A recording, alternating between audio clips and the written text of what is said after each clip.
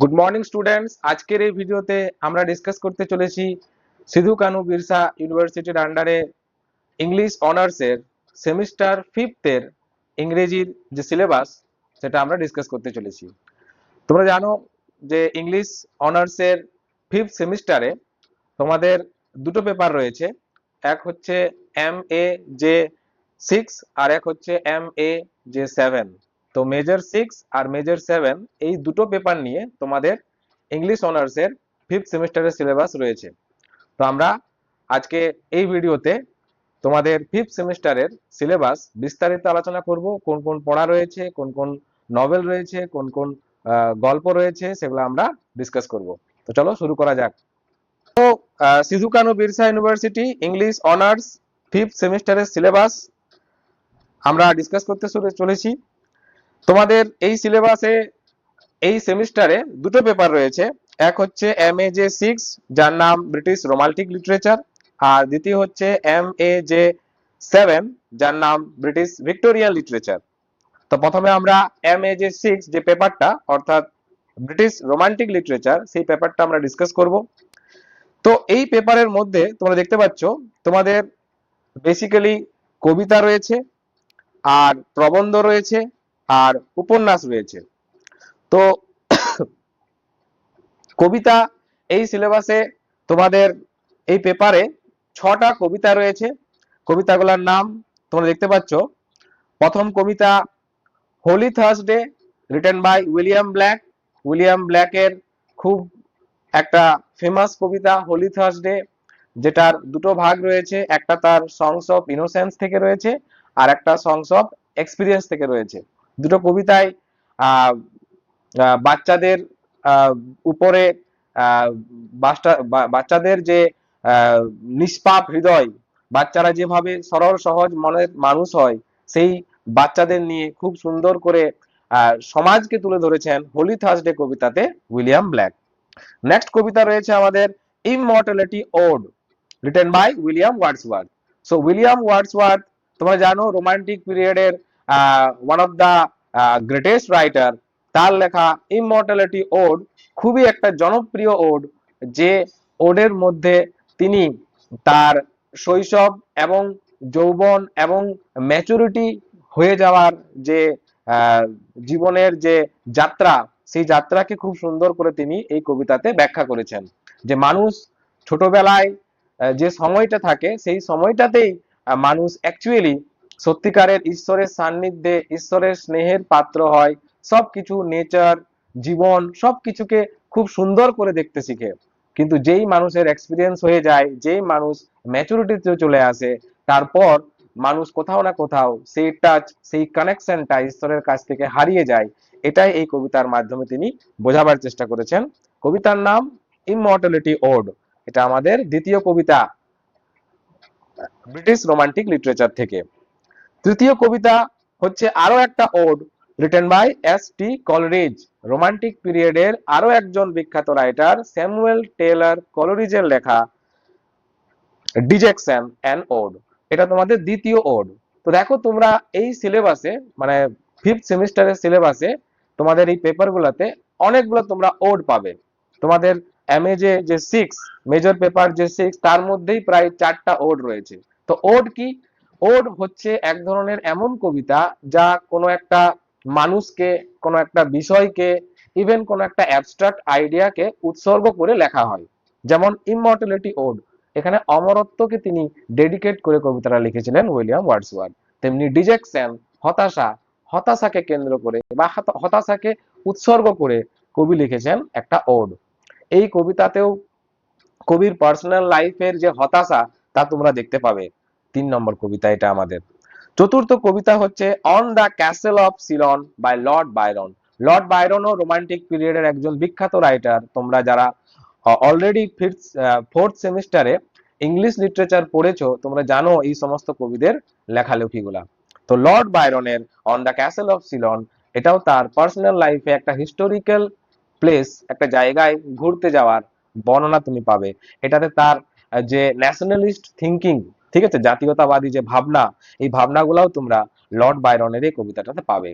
পঞ্চম কবিতা হচ্ছে তোমরা দেখো Ode to the West Wind written by P B. Shelley. পুরো নাম পার্সি বার্সি শেলি। তো শেলির লেখা আরো একটা ওড আমরা পাচ্ছি যার নাম ode to the West wind. এখানে তিনি পশ্চিমী বাতাসকে উৎসর্গ করে কবিতা লিখেছেন। পশ্চিমী বাতাস কিভাবে স্থলপথে, জলপথে এবং বায়ুপথে তার যে প্রভাব কিভাবে বিস্তার করে তা নিয়ে খুব সুন্দর করে একটা কবিতা লিখেছেন পি.বি. শেলি। তারপর রয়েছে আরো একটা ওড, অর্থাৎ Ode to a Nightingale by John Keats. John কিটসও রোমান্টিক পিরিয়ডের সব থেকে কম বয়সের, সবচেয়ে কম বয়সে বিখ্যাত হওয়া একজন রাইটার ছিলেন জন কিটস, যার কবিতা ওড টু এ নাইটেঙ্গেল খুবই সুন্দর একটা ওড, যেটা তিনি ডেডিকেট করেছেন একটা পাখিকে, যে পাখি নাইটেঙ্গেল পাখি। ঠিক আছে, সেই পাখির গানে কবি কিভাবে মুগ্ধ হয়ে যাচ্ছেন এবং নিজের সব দুঃখ কষ্টকে ভুলিয়ে দিতে চাইছেন, এই নিয়ে কবিতা ওড টু এ নাইটেঙ্গেল। তো এই হচ্ছে তোমাদের এমএজে 6 পেপারের, অর্থাৎ ব্রিটিশ রোমান্টিক লিটারেচার থেকে 6টা কবিতা, যার মধ্যে 4টাই ওড রয়েছে। আর কি রয়েছে এই পেপারে? এই পেপারে দেখো তোমরা রয়েছে প্রবন্ধ, এসে, একটা মাত্র এসে, একটা মাত্র প্রবন্ধ রয়েছে। কার লেখা? অবভিয়াসলি রোমান্টিক পিরিয়ডের বিখ্যাত এসেইস্ট, রোমান্টিক পিরিয়ডের সব থেকে বড় এসেইস্ট, যার নাম চার্লস ল্যাম্ব। সেই চার্লস ল্যাম্বের লেখা ওল্ড চায়না এসেটে তোমাদের সিলেবাসে রয়েছে। এই ওল্ড চায়না নামটা শুনে হয়তো তোমরা ভাববে যে এটা চায়না নিয়ে কিছু কোনো একটা লেখা, কিন্তু চায়না নিয়ে এটা গল্পটা নয়। এটা অ্যাকচুয়ালি নিজের পার্সোনাল লাইফ নিয়ে লেখা চার্লস ল্যাম্বের, যেখানে তিনি এবং তার যে বোন মেরি ল্যাম্ব, তোমরা ইতিমধ্যেই 4th সেমিস্টারে চার্লস ল্যাম্ব এবং মেরি ল্যাম্বের কথা অবশ্যই শুনে থাকবে। তো চার্লস ল্যাম্ব এবং মেরি ল্যাম্ব তার বোন দুজনে মিলে তাদের যে পার্সোনাল লাইফের যে যে ইতিহাস, তারা যেভাবে চাইল্ডহুড, যেভাবে তারা শৈশব পার করেছে এবং আজ তারা ম্যাচুরিটির পর তাদের কি রকমের জীবনে পরিবর্তন এসেছে, এই সব নিয়ে একটা গল্প হচ্ছে ওল্ড চায়না। খুবই সুন্দর একটা এসে, আমি তোমাদেরকে ডিটেলস এটা পড়াবো। আর রয়েছে এই সিলেবাসে একটা উপন্যাস, একটাই মাত্র নভেল তোমাদের এই পেপার থেকে রয়েছে, যেটার নাম প্রাইড অ্যান্ড প্রেজুডাইস। খুব সুন্দর, খুব ফেমাস একটা novel written by Jane Austen. Jane Austen নভেলের জন্য খুবই বিখ্যাত একটা নাম ইংলিশ লিটারেচারে। ঠিক আছে, তার বিভিন্ন যে সমস্ত নভেলগুলো রয়েছে সেগুলো সব ফেমাস। যেমন আমাদের সিলেবাসে রয়েছে প্রাইড অ্যান্ড প্রেজুডাইস, এছাড়া সেন্স অ্যান্ড সেন্সিবিলিটি, এমা, এই সমস্তগুলো তার বিখ্যাত ওয়ার্ক। তো প্রাইড অ্যান্ড প্রেজুডাইস তোমাদের একটা একমাত্র নভেল এই পেপার থেকে, অর্থাৎ এমএজে 6 পেপার থেকে।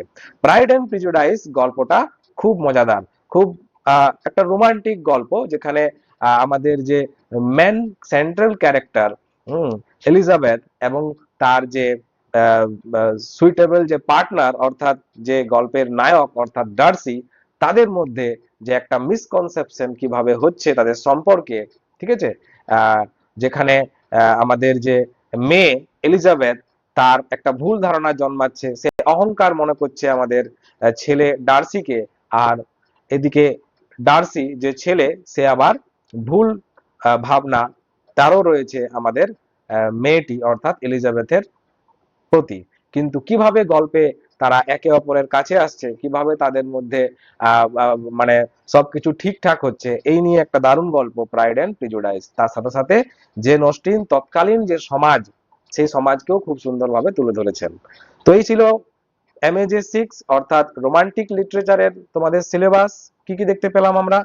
আমরা যদি দেখি তো এর মধ্যে দেখতে পাচ্ছি 6টা কবিতা রয়েছে, 6টা কবিতার পর একটা এসে রয়েছে ওল্ড চায়না, একটা রয়েছে উপন্যাস, বাস এই নিয়ে সিলেবাস। এবার চলে আসবো আমাদের দ্বিতীয় পেপার, যার নাম হচ্ছে এমএজে 7 অর্থাৎ ব্রিটিশ ভিক্টোরিয়ান লিটারেচার।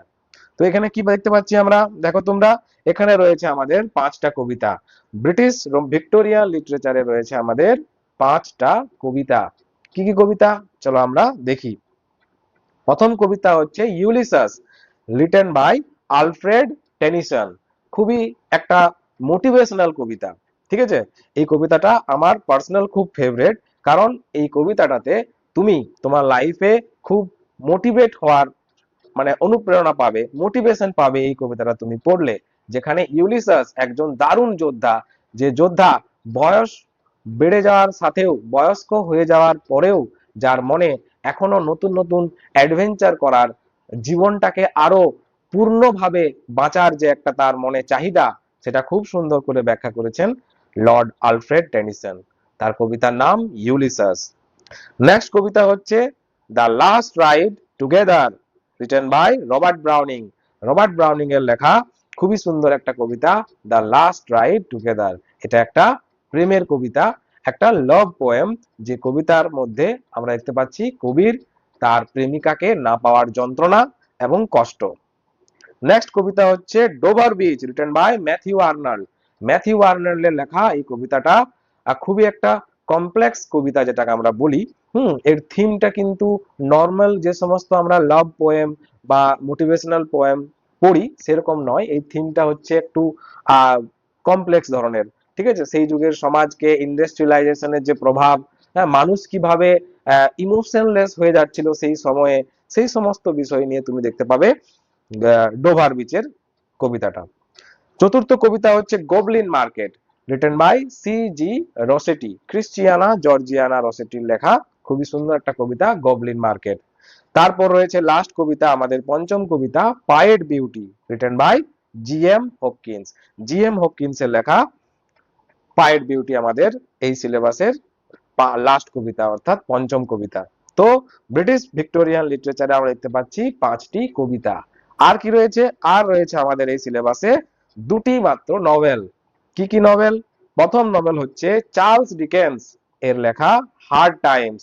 খুবই একটা আহ, মানে আহ, জটিল ধরনের, খুবই একটা ইম্পর্টেন্ট একটা নভেল, যে নভেলে চার্লস ডিকেন্স সেই সময়ের যে ইন্ডাস্ট্রিয়ালাইজেশন বা মানুষ কিভাবে ইমোশনলেস হয়ে গিয়েছিল, মানুষ কিভাবে সব জিনিসকে প্র্যাকটিক্যালি দেখতে শুরু করেছিল, সেই বিষয় নিয়ে লেখা একটা নভেল যার নাম হচ্ছে হার্ড টাইমস। নেক্সট বা লাস্ট নভেল হচ্ছে The Return of the Native, written by Thomas Hardy. Thomas হার্ডির লেখা এই নভেলটাও খুব famous, the Return of the Native, যেখানে দেখানো হয়েছে কিভাবে একটা মানুষ আর নিজের গ্রাম ছেড়ে বিদেশে যাচ্ছে ভালো কাজ, ভালো উন্নত জীবনের আশায়, তারপর সে আবার ঘটনাচক্রে গ্রামে কিভাবে ফিরে আসছে, এবং গ্রামে তার সাথে সাথে কি কি ঘটনা ঘটছে। সে একটা মেয়েকে ভালোবাসছে, তার সাথে সে বিয়ে করছে, এবং সে গ্রামেই থেকে গ্রামের লোকেদের এই উন্নতি করার তার মনে ইচ্ছা, তার সেই ইচ্ছা পূরণ হচ্ছে কিনা, তার লাইফে কি হচ্ছে। সেই যে নেটিভ, নেটিভ মানে স্থানীয় বাসিন্দা, সেই নেটিভ যে একটা সময় বাইরে গেছিল আবার নিজের গ্রামে ফিরে আসছে, তার নিয়ে গল্প হচ্ছে The Return of the native, লিখেছেন থমাস হার্ডি। তো এই ছিল তোমাদের সংক্ষিপ্ত সিলেবাস। ঠিক আছে, এখানে তোমাদের ফিফথ সেমিস্টারে দুটো মাত্র পেপার পড়তে হচ্ছে, এক হচ্ছে MAJ6 ব্রিটিশ রোমান্টিক লিটারেচার, আর দ্বিতীয় হচ্ছে তোমাদের MAJ7 ব্রিটিশ ভিক্টোরিয়ান লিটারেচার। দুটো সিলেবাস